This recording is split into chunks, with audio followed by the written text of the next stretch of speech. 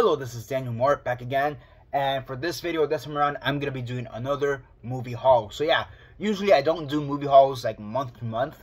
So last month I did my August haul. This month I'm doing a September haul. Honestly, I was gonna see if I could wait it out till October, but just because I know what's gonna happen in October, I know some of the videos I'm planning in October, I'm not gonna really have time to do this, and using that logic, I probably wouldn't be able to do a video until maybe even after November, if I'm being honest.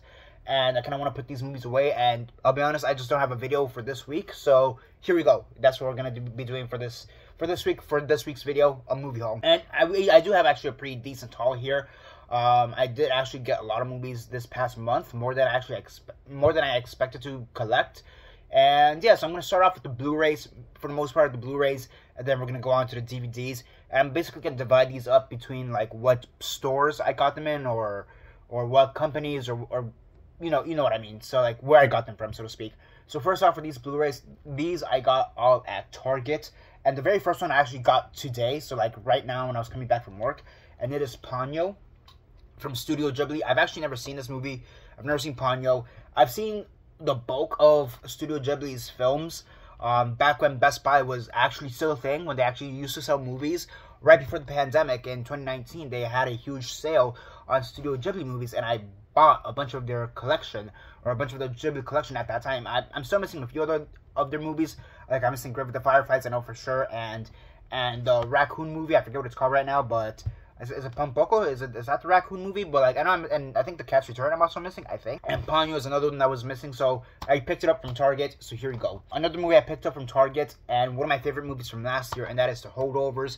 Honestly, this is gonna be a Christmas classic right off the bat. I really enjoyed it. I saw it a little bit after the new year, so it still holds up, and it's really good. And yeah, can't wait to see this again in December. I got Star Trek, the first motion picture movie, and I'll be honest, I'm not the biggest Star Trek fan. And what I mean by that is the fact that I've actually never seen anything Star Trek related at all. Like, at all. Like, I've never seen any of those shows. I know there's Picard right now. I think that series is still going on, question mark. I'm not actually not sure. I know there's a new series that from like the last decade with, why is Simon Pegg the first one that comes up to my mind? I know Simon Pegg's in it, but he's not the main person. I forget who the main person is. But I also know Chris Hemsworth was Captain Kirk's dad in the first movie, and Cumberbatch was it was Khan at one point. But yeah, and I know Leonard Nimoy eventually also started in that franchise, or that series at one point, as a passing the torch type of thing. But yeah, I've actually never seen anything Star Trek, so I can't really comment my thoughts on Star Trek. But this was there at Target for like 15 bucks, so why not get it, why not? And honestly, I think the slipcover is pretty cool. Next up, I picked up The Bad Guys, and honestly, I kind of just picked this up because of my friend. She really enjoyed this movie, and she was telling me about how it's such a cute movie and such a fun movie to watch. And I remember when this came out, a lot of people did enjoy it and thought it was really fun and cute, and for the family type of stuff. And I remember there's like rumors isn't the right word, but people were hoping that it would be nominated for best animated feature at the Oscars, and it didn't at the end. But cute movie, why not? Next up, I picked up the Mummy trilogy right in time for Halloween. So I've only ever seen the first Mummy here, at least from this series. I've only ever seen the original Mummy. I haven't seen The Mummy Returns or Tomb of the Dragon Emperor. I'm pretty sure the third one is the one where The Rock comes out as the Scorpion King, and then he gets his own spin-off. I think the character gets his own spin-off. I'm not sure if The Rock actually featured in any of those spin-off movies, because there's like 4 or 5 of them. But yeah, here's the whole trilogy. I do have the original one, The Mummy, on DVD, so there is that. At this point, now that I have it on Blu-ray and the whole series, I can just give that one away. But yeah, really fun. And also Brandon Fraser. I mean, the Fraser songs, the Brenton songs, whatever you want to call the songs, that's in full force right now with The Whale and Killers on the Flower Moon and whatever projects he has coming up in the line right now. So yeah, I can't wait to rewatch this during Halloween season next month and go from there. Next up, we have The Last Slam Dunk, and this is based off a manga series. It's also based off a manga TV show or manga anime series as well. And from what I understand, you don't really need to have read the manga or have seen the anime series in order to understand this movie or get into this movie. It's a movie that can more or less stand on its own, which I very much enjoy, I like, and that's really cool. And I heard a lot of great stuff about this when it first came out. Next up, we have The Iron Claw, another favorite from last year. I really wish this would have gotten any nominations during the Oscars, whether it be Best Screenplay or or Best Actor for Zac Efron, but it came out so late in the year that people had not forgotten about it, but had already made up their minds, and would have been really hard for it to get in there. But I think those 2 nominations would have been great for it. Really not sad per se, but again, I'm a bit disappointed that he didn't get any nominations. I do think Zac Efron could have gotten a nomination, but again, that race was so tight. But yeah, really great movie, really depressing movie if you know what it's about. But yeah, got it, great. Next up, we have Dream Scenario. So I actually haven't seen this movie at all, but I heard a lot of great stuff about it. I heard it's very trippy and very cerebral, surreal, and has Nick Cage in it. So, any movie with Nick Cage is always a great movie. It's always a fun movie. It's always a wild movie. From what I understand, he doesn't really have his major freakouts. He does have 1 or 2 moments here where he freaks out, but it's not one of those Nick Cage movies where he's constantly freaking out like Mandy or Willy's Wonderland, for example. And it's a more subdued performance from what I understand. But yeah, probably not as subdued as Pig, in all honesty, but still, from what I understand, a great movie. A lot of people enjoyed it. And I remember a lot of people were hoping that it would at least get a screenplay nomination, so I remember that much. And last but not least, from the Target part, it's Talk to Me. And for some reason, I just am not interested in watching this movie. So, why did I get it? I mean, it's one of those things, I do want to watch it, but it's not a movie that I'm, attracted to watching, if that makes sense. So it's one of those things I'll probably watch it eventually being next month, because it's October. So, yeah, I don't know, something about the plot just doesn't really draw me in. I've seen, the trailers, and yes, it's gotten great reviews, but something about it just doesn't attract me to watch it for some reason. I don't really know why, even though horror is my favorite genre. It's always between horror and animation, but, again, it was there for a good price at Target, and next month is October, so why not get it, Alright, so that was all the Target stuff. Next up, we have all the Shout Factory stuff, or Scream Factory stuff. And we only have 3 movies from there. The first one here we have is The Witches, and this is from 1967. But yeah, this is an anthology film, and based around witches, and I thought it was very interesting, and they were having it was during a sale that Shout Factory was having at the moment for movies for $5 essentially, so there weren't that many movies this time around that really was wanted to pick up, so I only have 3 movies here, and this is one of the few movies that I kind of wanted to pick up, so why not? Next up, we have The Mad Fox. Again, I really don't know anything about this movie. It's another martial arts movie. I can't really comment much on it, but it was there for $5, so why not? And last but not least, we have America as Seen by a Frenchman. This is a documentary, almost to the point of possible mockumentary from what I understand, and it's, as the title describes, it's America, a documentary based on America as seen by the eyes of a Frenchman. Sounded pretty cool. Again, it's kind of weird because they kind of also describe this movie as a comedy, so which is why I said it could almost be a mockumentary, maybe a satire, but the main genre here is documentary, which I do find interesting because usually documentary, it's just a documentary. It's usually not tied in with another genre. The only example I could think of is when it's documentary and animation with, let's say something like Flea or The Tower, for example, like those movies, or Waltz with Bashir. But aside from that, those sole exceptions, you usually don't see a documentary tied in with another genre. Next up, we have my Severin pickups, and this is actually the first time I've ever ordered from Severin, and it's very weird because they had this sale 2 months ago, and I got these movies about 2 weeks ago. I guess the way that Severin does their sales is they'll do their sales, but they won't ship out anything till the very end of the sale, and even then it could still take a few months even after that. So I found that to be kind of weird, kind of interesting, whatever, but I got them eventually.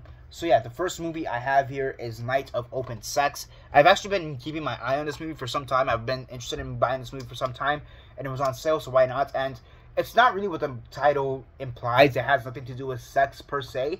It's really that the main character is a sex worker. That's really it, and she's working with the FBI or CIA to track down this criminal ring, so to speak. But so it's, from what I can understand, it's really just called Sex, Night of Open Sex, because the main character is a sex worker. So go figure. Next up, we have Family Portraits of a Trilogy of America. And from what I understand, this is another anthology film by Douglas Buck. Essentially, he created 2 short films that were big at the time in the late 90s and early 2000s. He made 2 short films, the most popular one being Cutting Moments. And he basically turned those 2 shorts into a feature film. He created a 3rd short film to combine this into a feature film, and I thought that was kind of interesting, kind of cool. No, I thought it was one of those things oh, that's an idea, I guess. Not like it hasn't been done before, in all fairness, but I don't know, something about that just seemed okay, cool, I guess. You already have the short films, and now you're gonna use them as part of a feature film in a later project. Something about that just seems kind of odd, but in a good way. And apparently it's supposed to be a very not good movie per se. I'm not gonna go as far as saying it's a good movie per se, but it's one of those things like it's kind of a cult classic. A lot of people seem to enjoy it, but it's not necessarily good. Fun, sure. Creepy, yes. Disturbing, possibly, but good in a sense, you know. Next up, we have Bajiani's Horror, and honestly, this just seemed really cool. I like the cover. I like the description. That's why I got it. Speaking of which, same thing with Faceless. Just the description of it seemed very cool. I like the cover.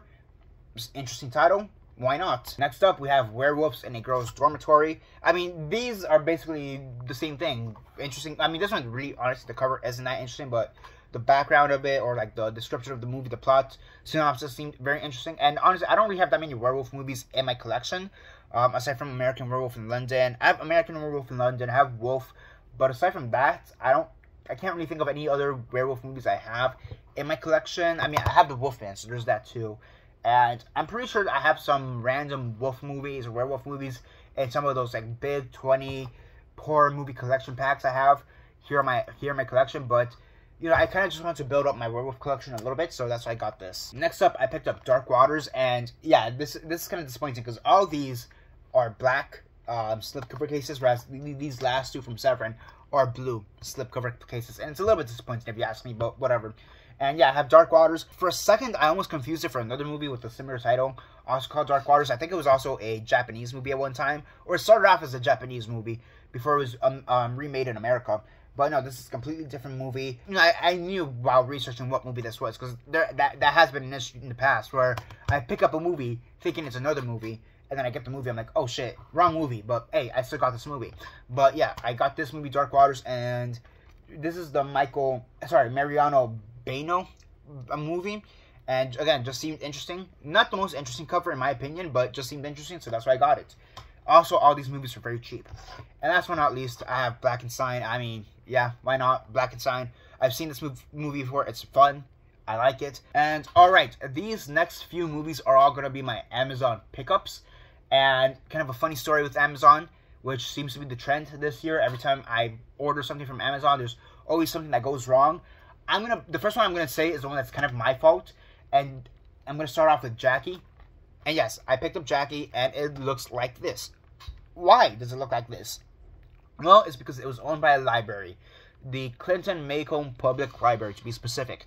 So, I guess when I ordered this on Amazon, I didn't realize that the seller was probably, like, a library. I assumed that the seller was, like, Amazon, or just some other random person. I guess I didn't realize it was a library, so I got it with, like, the library stickers and all that. So, you know, that's kind of a little bit of egg on my face, but at the same time, I really don't care. I still got the movie, so that's all that matters. And to go alongside with Jackie, I also got Spencer, which is where the actual Amazon problems begin. And yeah, so first off, why did I pick up Jackie and Spencer? Honestly, it's because the director, I forget his name. Oh, it says right here, Pablo Larraín. Pablo Larraín, he has a movie coming out later this year called Maria with Angelina Jolie, and this is almost like a trilogy of like his sad women or depressed women trilogy, so to speak, where it's Jackie, has Spencer, and Maria. I forget who Maria is supposed to be, like the actual full name Maria, but I think she's like an opera singer or something like that. I've seen Spencer, and I thought it was great. I'm very happy that Kristen Stewart got nominated for the Oscar for best actress. I believe Jackie, Natalie Portman, was nominated for Jackie as well. She didn't win, but I'm pretty sure she got nominated for it. And yeah, to kind of go along with Spencer, here's where the Amazon problems begin. Y'all see that right there? It was damaged. It was damaged. I don't know. It came in the box, and it was just damaged, and I tried, like, you know how sometimes the sellers give you a receipt? It didn't say anything about it being damaged, so I don't know what happened there. And given how Amazon has been, especially with this haul as well, it's just, I don't know what it is this year, but Amazon has just been disappointing me time and time again in one way or another. Alright, and next up, I picked up, before I explain the next disappointment story, I'm going to show you what I picked up. Here I have the Solid Metal Nightmares collection, the films of Shinya Tsukamoto. And these are 10 films by this filmmaker, by Shinya Tsukamoto. And they include Tetsuo the Iron Man, Tetsuo 2 Body Hammer, The Adventures of Denshu Kozu, Tokyo Fist, Bullet Ballet, A Snake of June, Vital, Haze, Kotoko, and Killing. So those are the 10 movies that are in this collection. And they all come in these slipcovers, or not slipcovers, cases here, which I think are pretty cool. I like the white here on it. and this cover is really cool. And I've been keeping my eye on this for some time. And this is one collection that, for some reason, the price on it on Amazon had, like, in the past month before I ordered it, was like fluctuating for some reason. So I just got it before it like fluctuated to an insane price. I just couldn't afford it anymore. So that was great. Okay, and that temporarily ends the Blu-rays. So now we're going to go into the DVDs, which are still part of the Amazon order. And the first one we have here is the John Cassavetes collection, 5 films collection. And they include Shadows, Faces, A Woman Under the Influence, The Killing of a Chinese Bookie, Opening Night, and A Constant Forge. I'm not sure what A Constant Forge is. I'm not sure if that's a short film he did as well or whatever, but that's all his films, all of John Cassavetes' films. And this is another collection that I've been keeping my eye on for some time. There is a part of me that kind of wishes I would have gotten on Blu-ray, but the Blu-ray was just so much more expensive that it just made more sense to buy the DVD set. And either way, I'm good either way. Next up, we have the Orphic Trilogy. And this is only on DVD. You can't find it on Blu-ray. It was never made on Blu-ray. This is only on DVD. And this may actually be one of the rarest things I have in my collection, because this Criterion is actually no longer on sale or in print. By the way, yeah, this is also a Criterion, before I forget. But yeah, this Criterion, this one, the Orphic Trilogy, is no longer in print. You can't buy it on the Criterion website anymore. It no longer exists per se, so you have to get a second hand. And I got a second hand, and my god, great price at the end. And last but not least, I picked up A Portrait of a Lady on Fire. And I actually thought I did buy this on Blu-ray, if I'm being honest, and I got it on DVD. I was like, what the hell? So then I checked my order. I'm like, oh yeah, I guess I did get it on DVD, and I didn't realize it. So yeah, but this is on DVD. So what happened with Amazon? So when it came to Portrait of a Lady on Fire and the Heavy Metal Collection, for whatever reason, I didn't get them at first. On Amazon, my order said it was delivered, and I wasn't at my mailbox. It wasn't at my front door. It was nowhere to be found. I waited a few days, still nothing, nada. I never got it. So I had to email Amazon, or even make a request to Amazon saying, hey, I actually never got my products. I know it says delivered. I never got them. So can you guys send me a copy or refund me my money or something? So eventually they shipped it out again, free of charge, and I finally got my stuff. And that was the issue. I'm like, god damn. And yeah, then when I finally got Portrait of a Lady, I'm like, why is it a DVD? So I checked my order one last time. I'm like, oh crap, I bought it on DVD. So there you go for your, I guess, weekly drama with Amazon. Every single time I have to do a haul, there's always some drama with Amazon. Now, to kind of continue on with the Blu-rays in a sense, we're going to go to the Depop haul. And it's only 2 movies. I got the Steelbook for Pretty in Pink. I just thought the Steelbook was pretty cool. I saw Pretty in Pink a few years ago. Probably not more than a few years ago, when I was in high school, honestly. And I'll be honest, I don't remember much of it, so I can't really comment on the quality of the movie. I just remember I liked it, more or less. But yeah, I thought this was a pretty cool steelbook, so that's why I picked it up. And here we have another DVD, and it is the Zoolander DVD. I'll be honest, I've never seen Zoolander, so yeah, why not? And now one last Blu-ray with 3 more DVDs.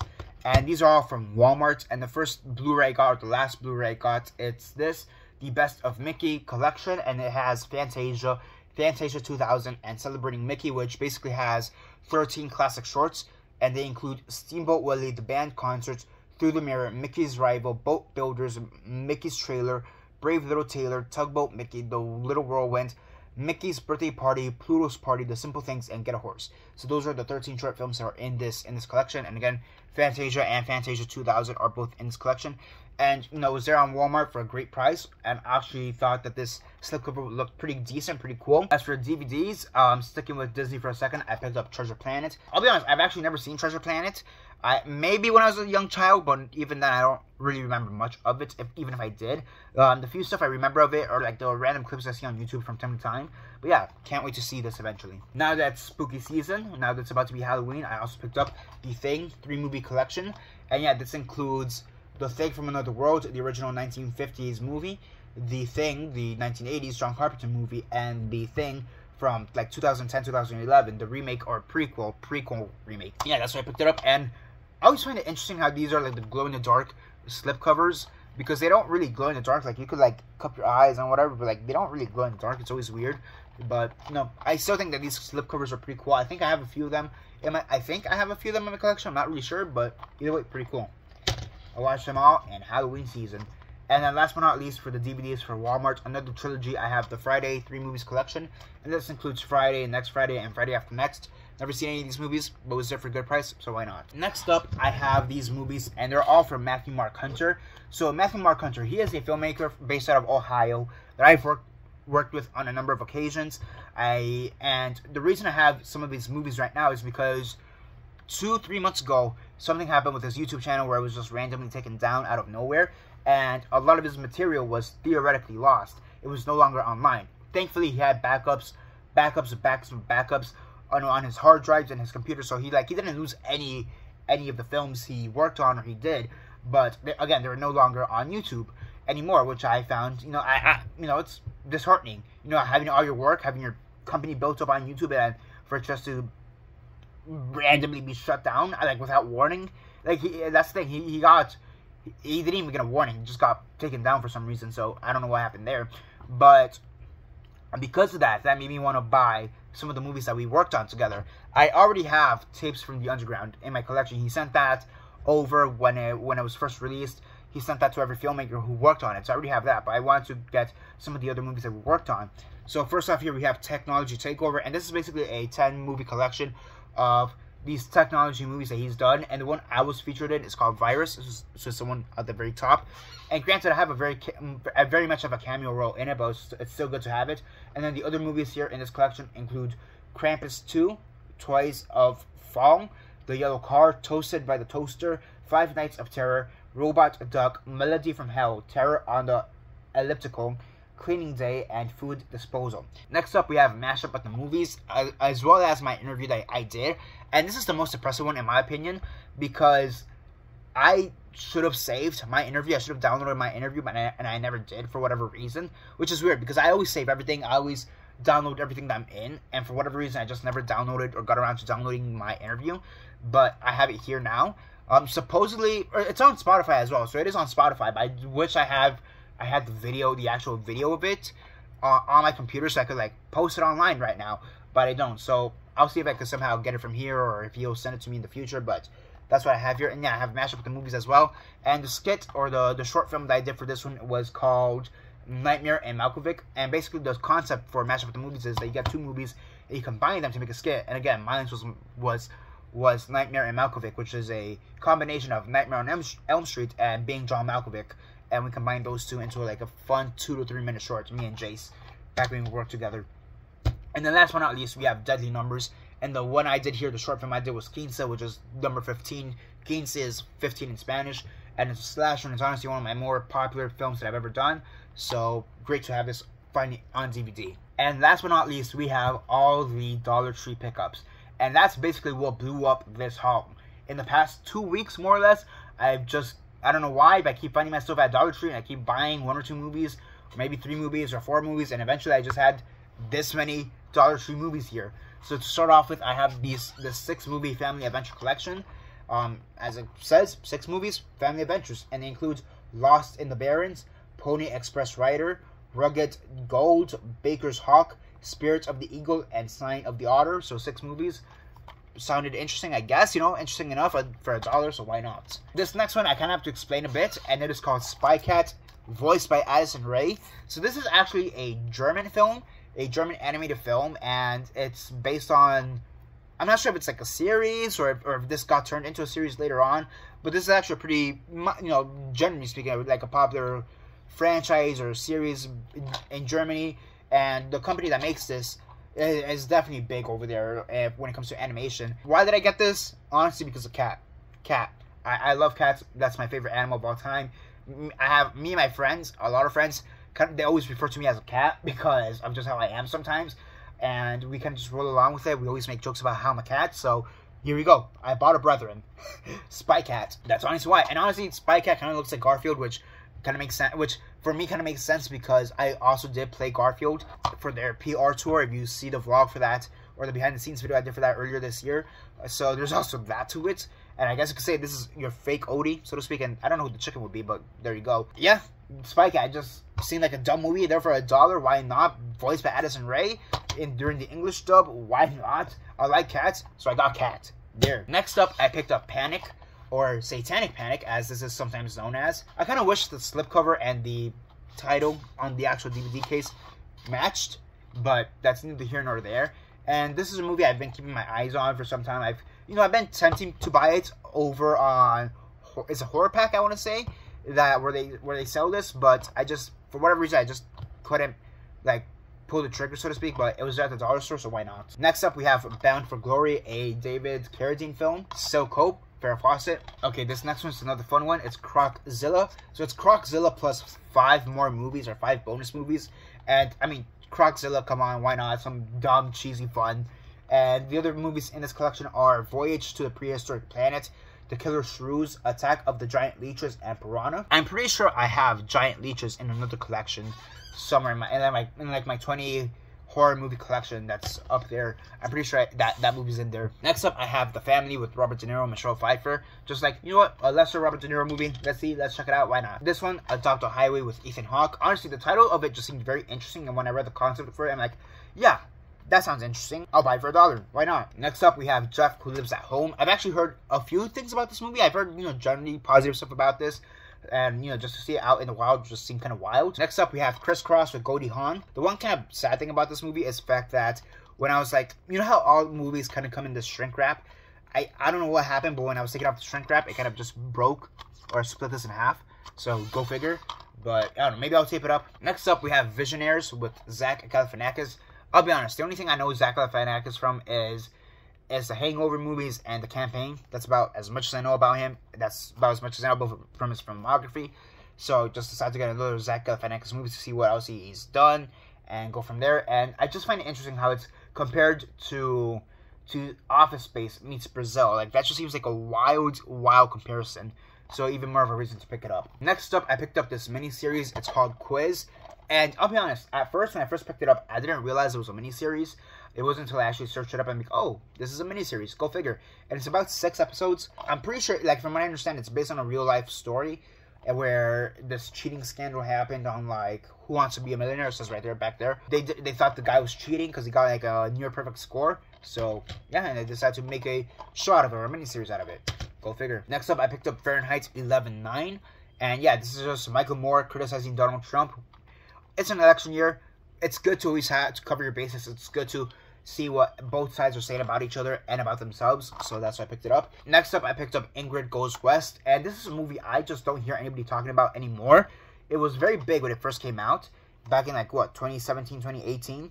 But ever since then, I've just never heard anybody talk about this movie. And it's a really good movie. From what I remember, it's a really good movie. It's a really creepy movie. I guess it's kind of a psychological thriller in a sense, so it's creepy in that sense. So I'm kind of surprised that nobody talks about this movie anymore. I'm kind of just surprised that this movie has kind of like been forgotten ever since it first came out. So that's why I picked it up. Next up, I picked up Zelig with Woody Allen, or by Woody Allen. Next up, American Hangman. Not gonna lie, I picked it up just because of Donald Sutherland, especially because he just recently died. That's the only reason I picked it up. Conversations with Other Women. Next up here, we have The Program. Basically the story of Lance Armstrong and how he was exposed. Emmanuel, this is actually a documentary on the Charleston church shooting that happened a few years back. I don't know why, but something about them doing a documentary on that shooting just seemed kind of wild to me. That's why I picked it up, honestly. Like, it's like, oh my gosh, they actually made a documentary on that. That seems interesting. Like, honestly, when I first got it and I read the back, I legitimately thought it was more like an actual movie, like a fiction movie where they're gonna have actors recreating the scenes and all this. But no, this is an actual documentary. And I don't know why, but that seemed kind of wild to me. And I picked it up also to kind of just build up my documentary side of the collection, because I really don't have like that many documentaries, like straight documentaries. I would have this. I would have America Seen by a Frenchman now, and I have a Titanic document. I have a few Titanic documentaries, and that's about it. Like, when I'm talking, and I don't mean like behind the scenes stuff or behind the scenes documentaries. No, I mean like straight up just pure documentaries in of itself. So that's why I picked it up. Next up, I have The Beach Bum. And honestly, I'm not going to lie, I mostly just picked this up because I know some of the people who worked on this movie. Sharon Pfeiffer, for example. I know Nick Puya, Francis Allen. Like, I personally know some of these people. I've worked with some of these people. So I picked it up mostly because of that. And I'm not going to lie, I kind of forgot this was a movie until I saw it there on the shelf. I'm like, oh my gosh, that's right, that's a movie. And it was there for $1, so why not? Honestly, I wasn't the biggest fan of this film. I kind of just felt like I just was there, like I just meandered a lot. So take that for what you will. But yeah, I mostly just picked it up because like I know a bunch of people who worked there on this movie. Like, granted, it was like minor roles and background talent, but still, I know a lot of people who worked on that movie. Next up, I have American Buffalo, just a Dustin Hoffman movie. Why not? Pick it up, seemed interesting. seemed cool. One of Dustin Hoffman's lesser films, so to speak, so why not? Next up, we have The D Train, and this is a movie I had completely forgotten about until I saw it there on the shelf. When I had my original channel back when I was like in high school and reviewing movies, I actually did review this movie. And I actually went back to see what I said about this movie in my review, and generally speaking, I liked it. I gave it like 7 out of 10, so I liked it a lot. There was this one moment where I'm like, oh yeah, these two guys are like fucking or whatever, and I'm like, what? That's what this movie's about? Like, I was like, because I honestly, I don't remember anything about this movie. I do not remember anything about this movie. So when I'm hearing my review and describing the plot of the movie, I'm like, that's what this movie's about? I completely forgot about that. So I can't wait to revisit this and see how I feel about it now. Next up, we have All Cheerleaders Must Die. Honestly, it's about to be Halloween. That's why I picked it up. Speaking of which, Beast Mode. Again, it's about to be Halloween. Watch a fun, cheap horror film. Again, going along with that, we have Blue Call. Cheap horror film, $1. Go from there. And last one, in that vein, it's Prevenge. Again, cheap horror film, $1. Why not? But I will say this with Prevenge. It's the one that I've seen the most often in general. I always see this in dollar stores. Like, every single dollar store always happens to have a copy of Prevenge, and I've never gotten it, but I'm like, you know, screw it, why not? I'll get it this one time. And when it comes to, like, Shudder originals, I feel like this is one of the more famous or popular Shudder movies that they have there, or original movies that they've done. So there's also that to it. Next up, I picked up Canadian Bacon, which is a John Candy movie. And I'll be honest, I don't know that much about John Candy's filmography. Don't kill me, but that's the truth. So, yeah, picked up comedy because of that. And last but not least, I picked up Copying Beethoven. And this is what Ed Harris, Diane Kruger, and just seemed interesting. For a moment, I did think this was taking place like in modern day, and it was this guy who was like very into Beethoven and wanted to be like him or conduct like him or whatever. But no, this actually is Beethoven himself, and Diane Kruger, I don't know what character she plays. Anna Holz. It says right here, Anna Holz.